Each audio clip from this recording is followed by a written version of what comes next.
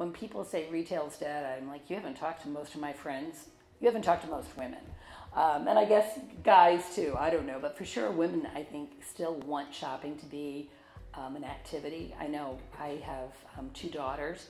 And when I think about our history together, shopping was a time that we could always, no matter how strained it was being a mom with teenage daughters, we could galvanize around shopping.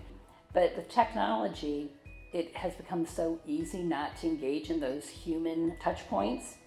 So I know my kids are even like, why don't we just buy it online? It's easier versus going to a store. Now, it's interesting, the stores they'd like to go to are ones where, you know, we sit and have coffee together or sit and have a bottle of wine and then we go shopping. But there's more to it. There's an experience involved with the shopping. And I think that's still a human need for sure. And that's what's exciting. I mean, that can be solved. Retailers just have to be bold enough to try some different things. I'm watching Mr. Selfridges on TV.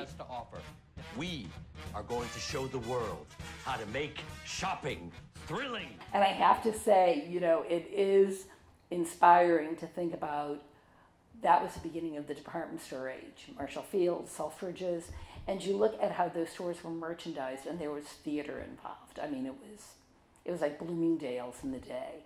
And over time, you know, we've had up and downs in economy, and I think when business gets tough, you pull out more racks and pull out more racks, and pretty soon all the departments kind of blur together. When you read all about brick and mortar dying and going away, I don't believe that. I think mediocre brick and mortar might go away. To go to the store, you have to really have a reason, like, why would I go? This is pretty good. My iPad is pretty good. People still want people, and they want experiences. They just don't want something that's average.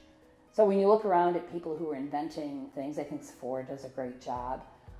You can buy all their products online, and they do a great job online giving you tips. But when you go into the store, it's like a playground. You know, you can touch and feel everything.